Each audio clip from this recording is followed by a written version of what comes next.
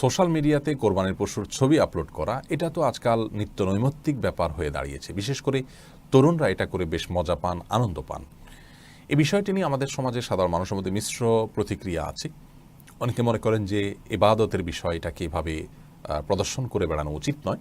আবার অনেকে মনে করেন যে সুস্থ বিনোদনের পথগুলো দিন দিন রুদ্ধ হয়ে আসছে, সংকুচিত হয়ে আসছে। সেখানে ঈদুল আজহা একটি আনন্দের উপলক্ষ এবং তার অন্যতম গুরুত্বপূর্ণ একটি উপাদান হলো কোরবানি। অতএব সেটাকে ঘিরে আনন্দ করা, উৎসব করা, বিশেষ করে তরুণরা সেটাকে নিয়ে সুস্থ বিনোদন করা, এটিকে নিষেধ করা উচিত না, বরং এতটুকু সুযোগ অন্তত দেওয়া উচিত। পুরো বিষয়গুলোকে সামনে রাখলে আমরা যেটি বলতে পারি তা হলো সৎ উদ্দেশ্যে, যেমন কেনাবেচার জন্য বা অন্য কোনো মহৎ লক্ষ্যে বিশেষ কোনো প্রয়োজনে যদি কেউ সোশ্যাল মিডিয়াতে পশুর ছবি আপলোড দেন, সেটি তো অবশ্যই জায়েজ আছে, বলাই বাহুল্য।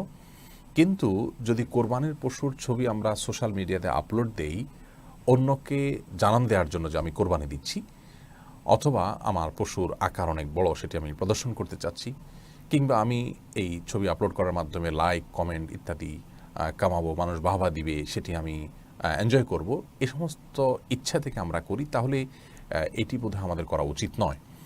কারণ কোরবানি এটি আনন্দের উপলক্ষ। সন্দেহাতীতভাবে এর মাধ্যমে আমরা আনন্দ করব, উৎসব করব, খুশি হব, খুশি প্রকাশ করব। কিন্তু প্রদর্শন ইচ্ছা যেটি, লৌকিকতা যেটি, মানুষের কাছ থেকে বাহবার আশা করা যেটি, এটি কিন্তু আমাদের ইবাদতের যে সওয়াব সেটিকে নষ্ট করে দিতে পারে। এই জন্য বিষয়ে আমাদের সাবধান হওয়া উচিত। আমরা আনন্দ করতে পারি, তার একটা সীমানা থাকা উচিত, সীমাবদ্ধতা থাকা উচিত।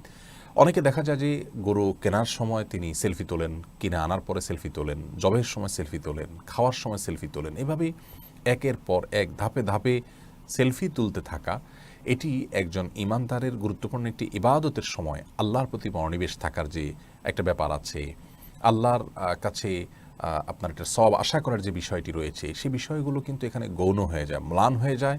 লৌকিকতা, প্রদর্শন ইচ্ছা এবং ফেসবুকে লাইক, কমেন্ট কুড়ানো, বাহবা কুড়ানো, এটির কারণে মূল যে এটার শিক্ষা এবং তাৎপর্য সেটি আমাদের থেকে হারিয়ে যায়। এই জন্য আমাদের দেশ ওলামা ইকরাম যেমন এটাকে নিরুৎসাহিত করেন, তেমনিভাবে এরাবিন স্কলাররাও নিরুৎসাহিত করেন। জামিয়াতুল আজহারের মুফতি ডক্টর সাঈদ আমের, শেখ মোহাম্মদ জাকি এবং সৌদি আরবের শেখ মোহাম্মদ সাল্লাহ হোসেন রহিমাউল্লাহ সহ বিশ্ববিখ্যাত স্কলারগণ এই বিষয়টিকে নিরুৎসাহিত করেছেন। কেউ কেউ এটাকে নাজায়েজ এবং গুনাহের কাজ হিসাবে উল্লেখ করেছেন।